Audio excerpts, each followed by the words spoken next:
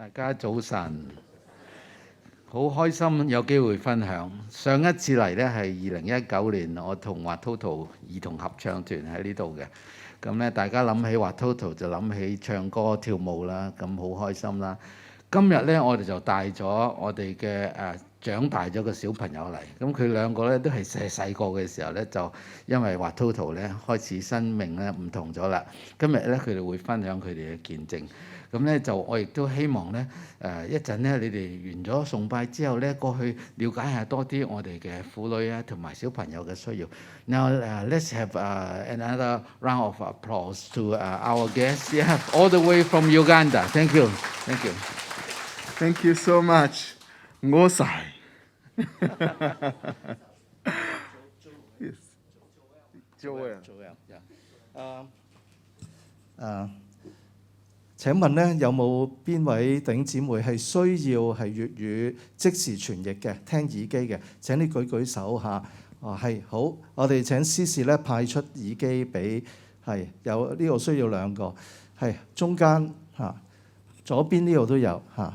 右邊其實都有嚇，好麻煩司事係。I'm sorry 啊，we forgot to ask for people to get the earphone. Yes， 係好。如果你未有呢一個耳機，你需要咧，請你舉高手嚇，我哋司事咧係會派俾你嘅嚇。係好，我哋前邊呢度仲有嚇。有需要嘅嚇，麻煩司事喺前邊、中間嚇。好，仲有冇人有需要咧？如果有咧，請你繼續舉高手嚇。係。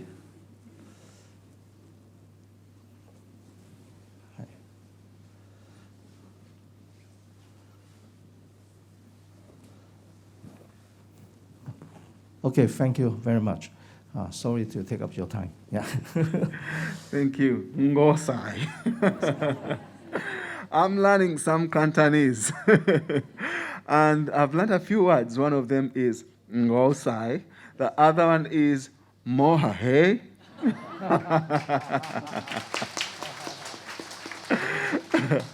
But I've also learned how to greet Daiga Joe-san. And then I've learned Daigaho. I'm so happy to be here.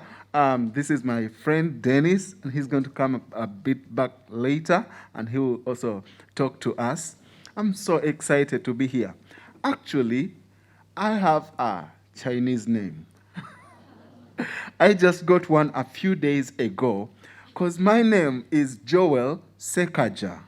So I decided to cut my surname to Joel Sek, which I know Sek means rock, stone. Sek. Yes, that is my Chinese name. This is my first time in Hong Kong, and I have enjoyed the food here. I've been here for quite a few weeks now, about 4 to 5 weeks. But I've enjoyed the dim sums. Oh, the dim sums are so nice. I've also had the hot pot, and that is the best. Hot pot. You see, I took a photo of the hot pot and shared with my friends back in Uganda. And they were telling me that, you guys are eating uncooked food. Because all the food was around the table, not yet cooked. But I'm yet to go back and explain to them that the hot pot, we put it in, then we eat it. It was a very, very good experience. I am one of the so many, over 1,000 graduates from Watoto. But I'll share more about my story a little bit later. I would love to show you a short video about Watoto.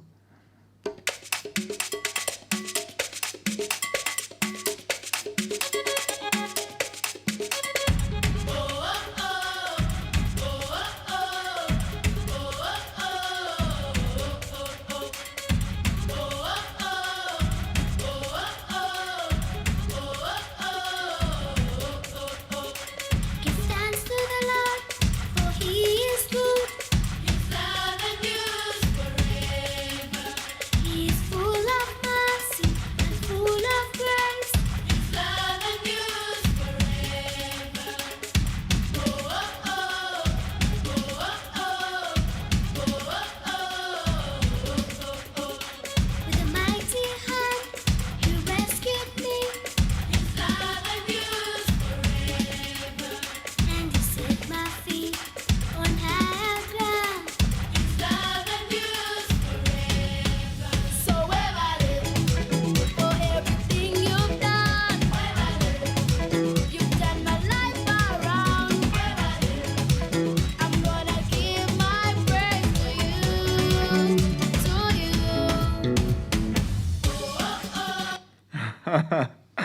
That is a video made by Watoto.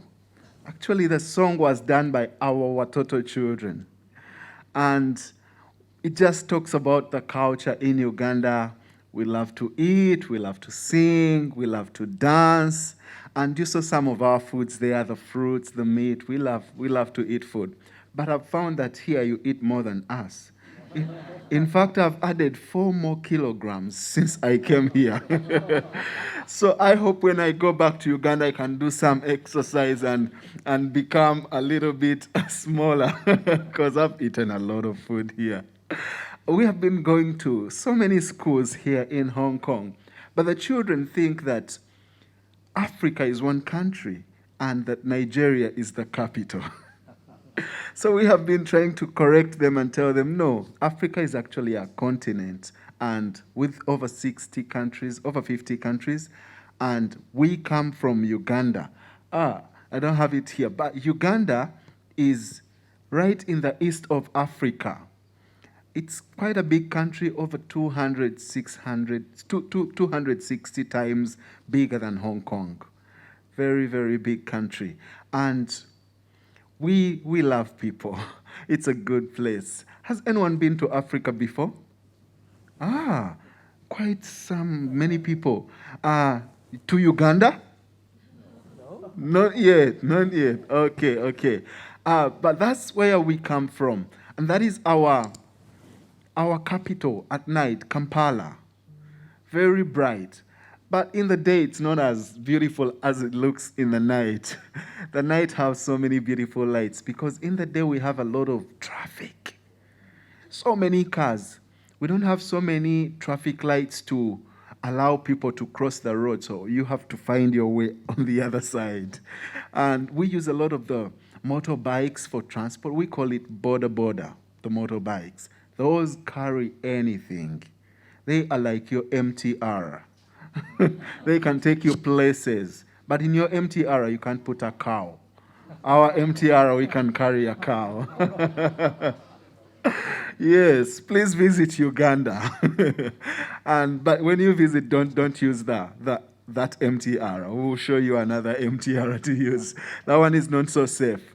But that is in our countrysides. The homes are so far away from each other. In fact, in those areas, there is no tap water. So the people can get water from wells. Wells, you know wells? And that can be like 6 kilometers away from their homes or 7 kilometers. Yeah, water is quite a need in those communities. That is the Watoto village. Watoto has 3 children's villages, very beautiful. And we have over 400 homes. 2 are in the capital and 1 is north in the country. And that is where I grew up from. I was rescued by Watoto, and I'm going to tell you a little bit more about my story. But right now I want to invite my friend Dennis, whom we grew up together in the Watoto village, and he's going to share a little more about his story. Wow. Gozai.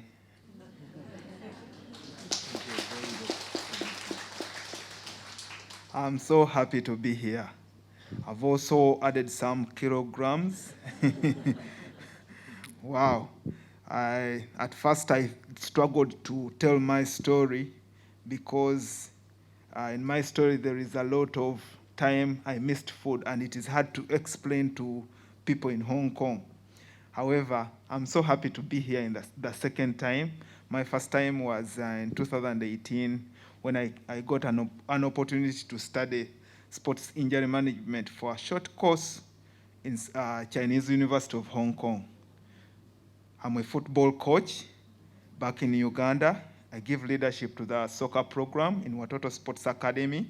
And Watoto Sports Academy do not just do sports, but it is a platform that we use to say that we nurture, we mentor, we develop skills of these Watoto children. And I'm happy to be one of those and part of those that are giving back. My story is, I really give God the glory because of my story. I joined Watoto in 2004, and that took me 12, before Watoto, it took me 12 years. 12 years after my dad had passed on because of a lung disease. Let me ask here, how many of us, without fasting, you are not like you have lost appetite, not like you don't want to eat? How many of us have ever taken about 4 days without eating? 4 days without eating. Gone to school without shoes, being kicked out of school because you don't have school fees. And personally, I went through that. My mother, having had no education background, she really struggled to take care of the 8 of us. We are 8 in my family, and I'm the 7th. So many times when we sit around, she tells us stories right when we were young, up to the 12 years that we struggled before Watoto. And she tells us, among the stories that she tells us when she's even crying, when she went out to work, dig around for people, help people to maybe wash their clothes, different things, casual things. And she was rewarded with a plate of food. She had to come back and distribute this plate of food amongst the 8 of us. She told us that she looked around, she looked at us, very hungry. She was as well hungry. She decided to give small portions to all of us, and she had to miss out. However, she had to go back the following day and work on an empty stomach. She really desired her children to have good life, but she didn't know how to take them to school because she could not get the money to pay school fees. I thank God that she applied to become our Watoto mother, and God is so good, she was allowed.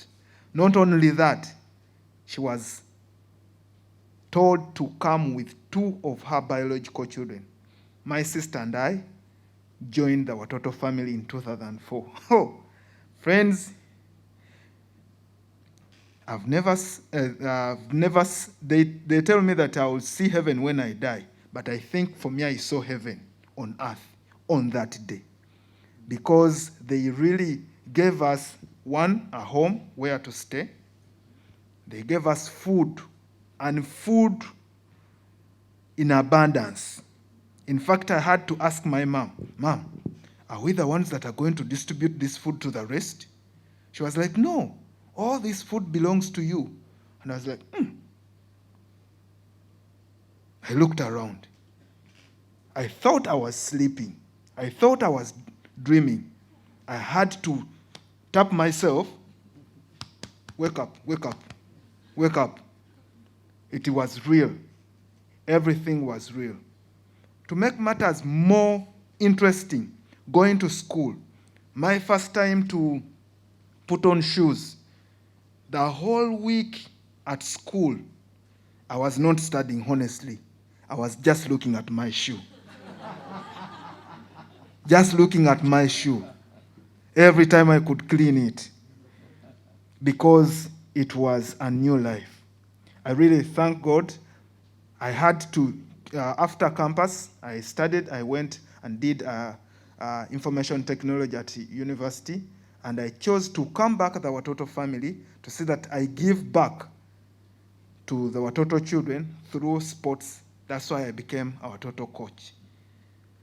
As Pastor Joe comes to share more, I want to say thank you to whoever that has supported Watoto to become what we are. God bless you.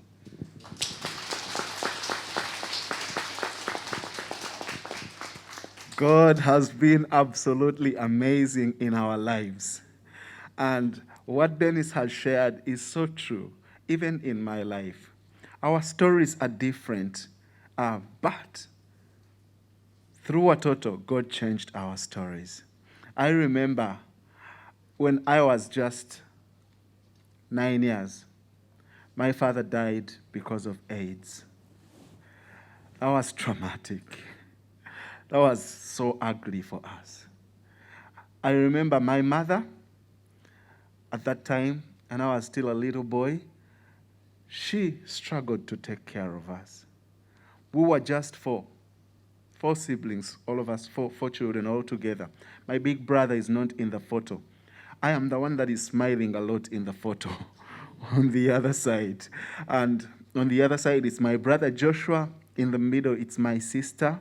My big brother went to stay with my grandmother after the father died because life was very hard for us. The saddest thing is my family, my relatives, they stole away our house. They took our house and pushed us out. So my mother, who had never gone to school, couldn't get a decent job, could not take care of us, very poor. Now, we were homeless, but she also had no job to take care of us. Our father was a teacher and was the one winning bread for us, bringing food to us and working to take care of us. And now we had lost everything. Very poor, homeless, no food. And I remember my mother going through a lot of frustration, working so hard to see that we can live, but she couldn't. It was so hard. And so she started to ask some of the relatives, oh, would you take care of this one? As I try to figure out life, would you take care of this one? So my sister and my brother Joshua, they went to different aunties of ours, and I went to my rich uncle. This uncle was rich. And I thought that life is going to be good for me. But in fact, he brought a lot of pain to my heart. Yes, he was rich, but most of the time he came back home very drunk. And when he came back home drunk, he would physically abuse me, and on a regular basis. And I remember this particular time when he came back home, very drunk, and got his wife's heel shoe and beat me on my head. I got swellings on my head. It was dark in the night, about 10 p.m. And I was crying, I was in tears, and I needed to find a way to run. And I was brave enough that night that I ran and returned to my mother's village late that night.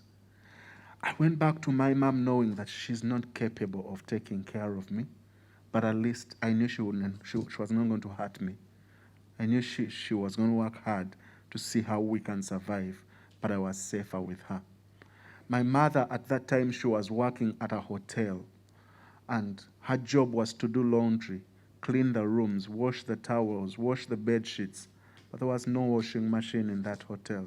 She was the washing machine. And I remember her fingers started to get wounds because of the too much work and the detergents, the soaps. She got terrible wounds on her nails. She couldn't work anymore. But I knew that if she lost that job, would go more days without food. Already what she was being paid was too little to get us food. So if she lost the job, it would be hell for me and her. So I started to work at the age of 10. I joined her and we started working together in that hotel. But that was just my first job because I took on 2 other jobs at the same age.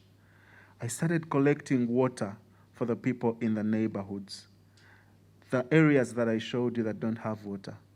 I would bring jerry cans of water, one of 20 liters, bring to someone's home, and they would give me some food or some money. But I would walk for that water for 6 kilometers or 7 kilometers or even 8 to get people water. That is how I would get what to eat. And I remember the other thing that I would do was to collect firewood for the people. I don't know if you use firewood here to cook, but I've not seen it anywhere. So I would collect firewood for the people in the community. They would give me some food or some money. That is what I would take home. So after working at the hotel, that is what I would do in the evenings. But I would get back home so tired because those were long days. At that time, I'd given up on school because we could not afford it.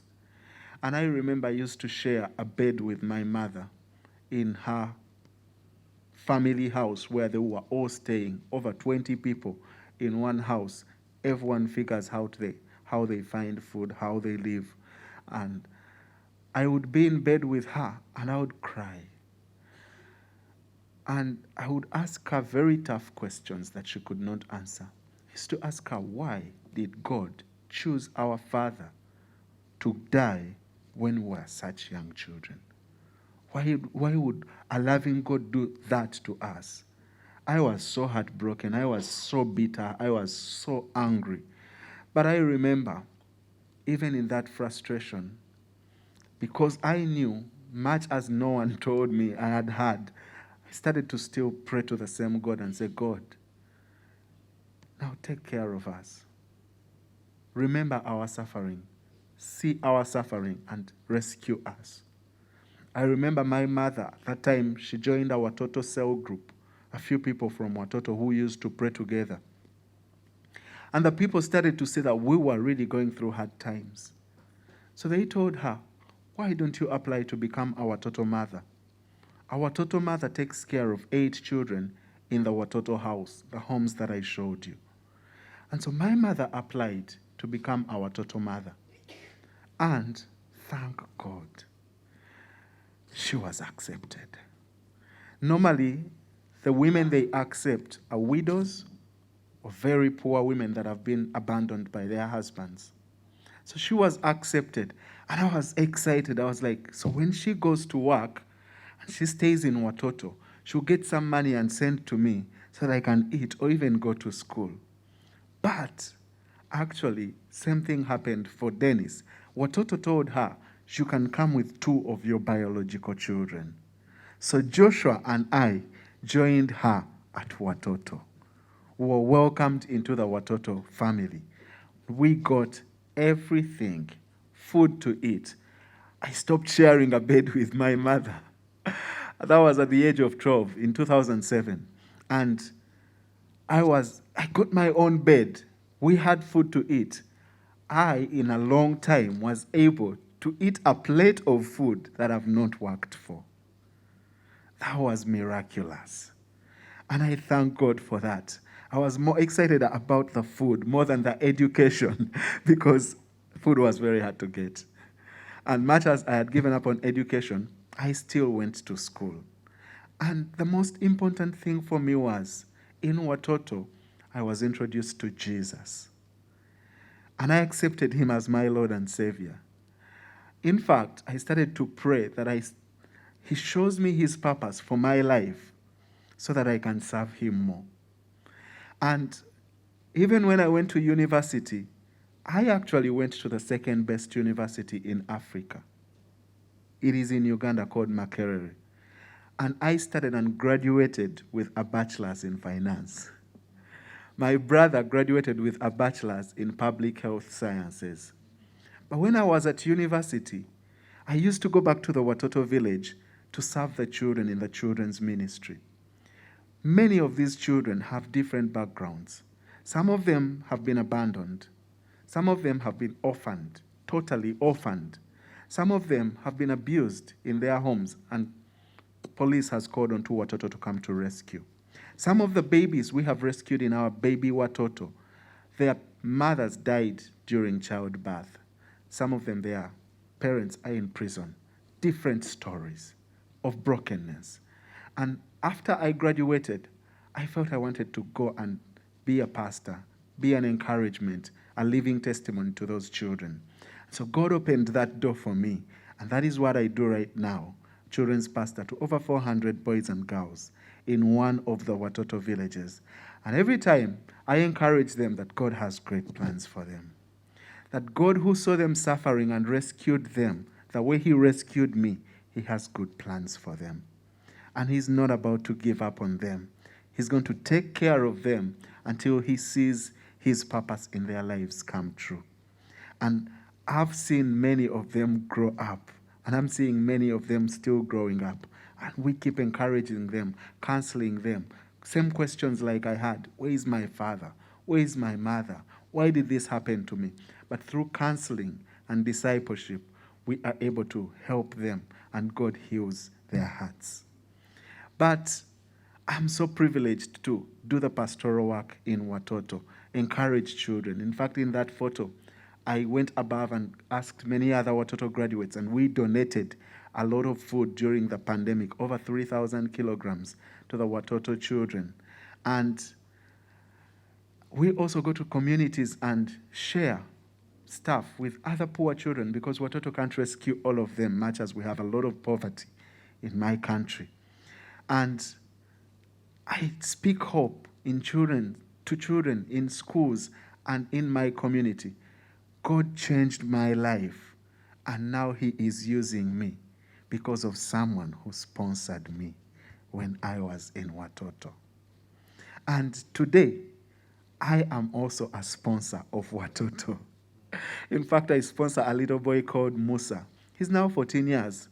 When he grows up, he wants to be a pilot.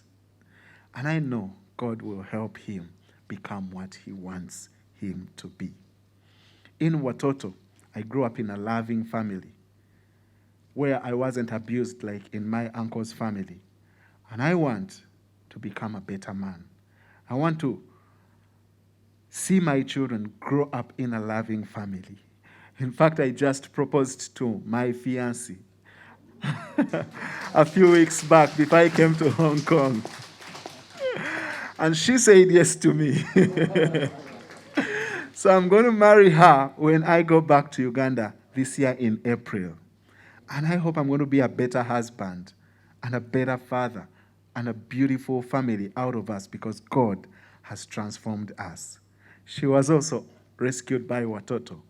We grew up on the same village, and I started dating her after, not in the village, after she was at university. That's when we started dating, and now I'm going to marry her. I am grateful to God for partners all over the world that sponsored a child like me. I was hopeless, but God used someone to touch my life, and now I'm touching other people's lives. And that is our biggest need, by the way, right now, sponsorship, because many sponsors dropped off because of the pandemic. And today we just carried lots of children's photos on this side of the church that need sponsorship. And I pray that if you are touched, you will be able to come and sponsor some of our boys and girls.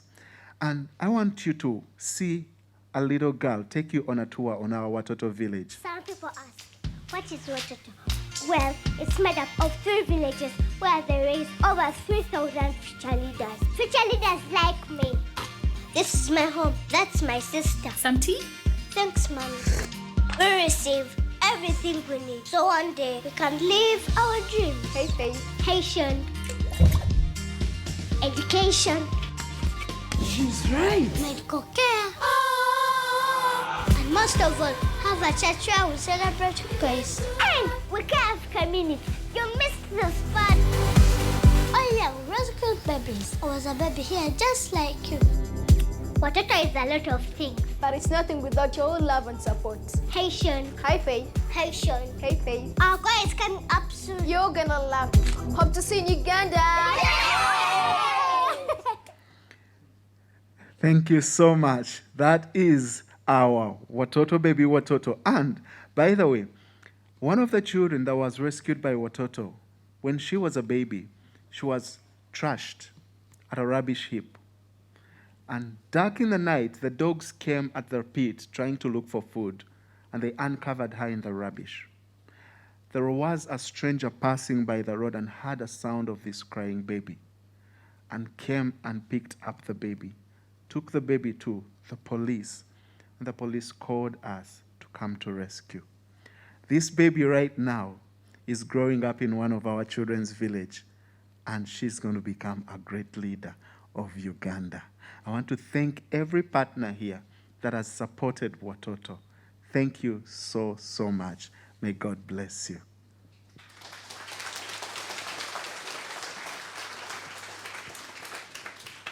頭先呢個 video 裏面嗰個女仔叫做 Faith，佢呢一出世就俾媽咪掉咗㗎啦。而家呢佢呢已經11歲啦，佢住喺 Dennis 間屋度嘅，咁啊就嚟讀中學啦。So thank you Dennis and Joel for sharing your stories. There are about 1,000 graduates already. 我哋而家有差唔多4000個小朋友，有1000個畢咗業。你聽呢啲數目好似好大嘅數目，只係一啲數目，但係其實每一個人呢都係一個好寶貴嘅神嘅仔同埋女。So Joel, when you were struggling, when you were like 12 years old, was it 12? Yeah, 9 years old. For 3 years you were struggling and you were crying to God, why? Why me? You know what? God heard your cry. You're not just one of those children. You are His prince, precious boy. 尋晚呢，我個仔就23歲生日，我哋就同佢呢一家人喺銅鑼灣食飯，講起佢嘅將來，佢想行咩路，有啲咩選擇。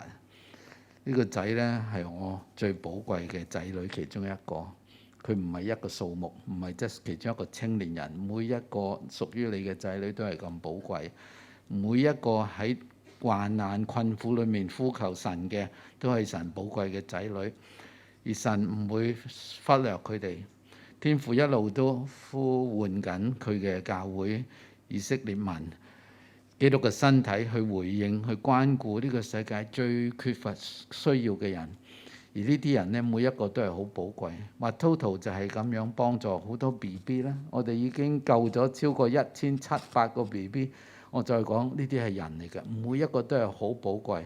而呢啲小朋友呢，去到2歲呢，佢就長大入到村呢，我哋俾個家庭佢喺嗰度有好多佢哋以前從未有過嘅需要嘅照顧，例如教育啦，我哋由學前教育啦、小學、中學啦、職業先修學校啦，甚至大學。最近我哋咧 send 咗一個去印度讀法律嘅，有幾個咧就會係喺印尼讀教育嘅。將來而家我哋同中文大學合作緊啦，希望咧有學生嚟呢邊受訓。呢啲只係好多嘅機會嘅其中一啲。咁樣我哋頭先提過有個後生仔 ，in fact Fred was one of your friends in the village。當佢哋細個嘅時候啊，一齊玩啊，咁啊阿 Fred 就話啦：我大個要做飛機師，俾佢哋笑到面黃啊！佢哋諗你係邊個啊？你係孤兒啊？你點可能做飛機師啊？今日 Fred 已經係一個飛機師，所以你睇其實有可能嘅，就係當我哋攜手合作，將好多心思努力擺埋一齊，資源擺埋一齊嘅時候，小朋友其實好有潛質。These people are very smart people with potential. What they need is someone to walk with them and give them opportunity. You see, these are wonderful young men, and for sure you'll be a good husband and a good father. All right.你哋相信嘛？神係可以改變國家同埋文化。我哋嘅目標唔係淨係幫佢哋個人，我哋希望透過佢哋建立一個新嘅文化，令到嗰度嘅男人呢做個好男人，好好照顧佢哋啲小朋友，令到佢哋嘅女呢可以有衞生用品，繼續返學。呢啲都係我哋努力緊嘅方向，令到佢哋嘅太太可以得到照顧保護，而唔係被拋棄。所以咧，我哋咧有好多有心人就係咁樣合力一齊做到呢件事。咁咧呢個相裏面呢個女仔咧係 Victoria， 香港人嚟嘅，佢係一個會計師，做我哋義工做咗幾年之後，神感動佢嘅心，佢就去非洲行咗2轉，跟住佢就決定留喺嗰度啦。佢而家咧幫我哋發展緊社區婦女計劃，咁咧已經喺嗰度有7年咁耐㗎啦。請大家紀念喺前線嘅同工，亦都紀念我哋嘅需要。我哋嘅小朋友係因為有好多人長期嘅支援我哋。頭先我喺出邊咧撞到一個家庭咧，佢話我已經助養咗Watoto嘅小朋友好多歲啦。佢嘅小朋友同我小朋友係一樣咁大嘅。佢咧就分享佢嘅資源，唔單止幫助佢嘅，亦都幫助其他人嘅。記得咧以前咧中國人傳統有句説話話幼吾幼以及人之幼。所以聖經咧其實不斷提醒鼓勵我哋咧，就係要關心弱勢、孤兒同埋寡婦。呢個詩篇第68篇講咧，天父啊神咧要做嗰啲孤兒嘅爸爸，佢要做嗰啲為嗰啲寡婦發聲音啊，為佢哋伸冤啊。點解要特別講佢哋咧？